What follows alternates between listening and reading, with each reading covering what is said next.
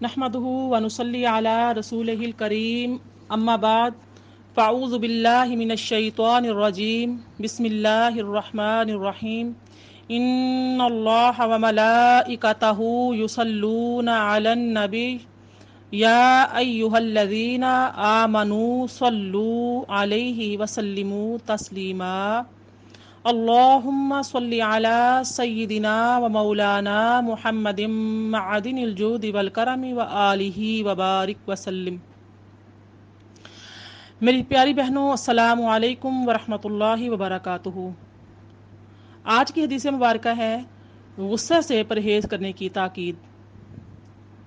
وعن ابی ہریرہ رضی اللہ تعالی عنہ ان رجلا قال للنبي صلى الله تعالى عليه وسلم اوصني قال لا تغضب فردد ذلك مرارا قال لا تغضب رواہ البخاری۔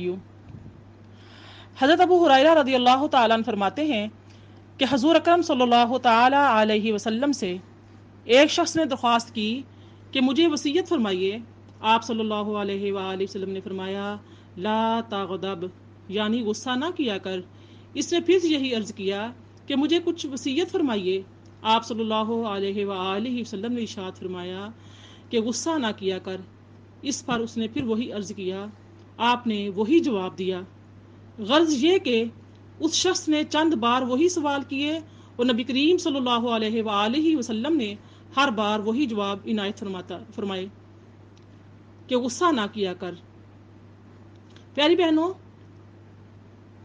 ایک روایت میں ہمیں یوں بھی ملتا ہے کہ ایک شخص نبی کریم صلی اللہ علیہ وآلہ وسلم کی خدمت میں حاضر ہوا اور اس نے عرض کیا، یا رسول اللہ، مجھے کچھ بتا دیجئے جس پر عمل کروں مگر زیادہ نہ ہو، شاید میں اسے گرہ باندھ لوں۔ رسول اللہ صلی اللہ تعالی علیہ وسلم نے اس کے جواب میں ارشاد فرمایا، غصہ نہ کیا کرو۔ اس نے پھر وہی بات کی، آپ نے پھر وہی جواب دیا۔ غرض یہ کہ چند بار اسی طرح سوال و جواب ہوئے۔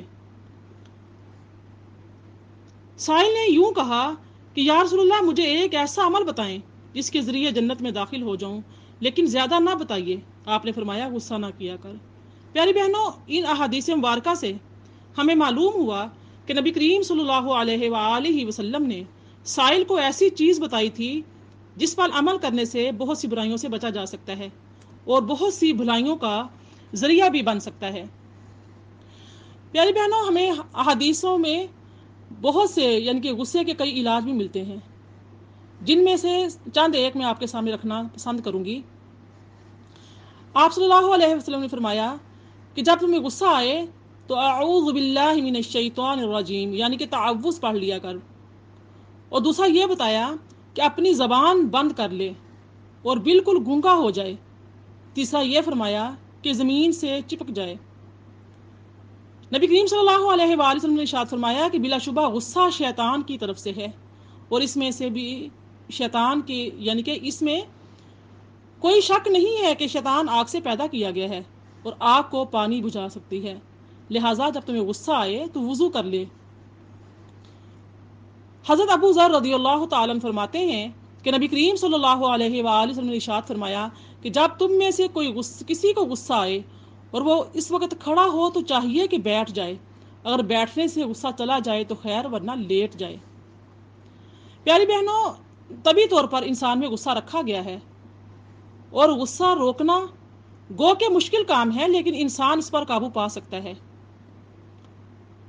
ایک ہمیں اس طرح سے بھی حدیث مبارکہ ملتی ہے کہ وہ زوردار اور پہلوان نہیں ہے جو اپنے مقابل پہلوان کو بچھاڑ دے، زوردار اور پہلوان تو وہ ہے جو غصے کے وقت اپنے آپ کو قابو میں رکھے۔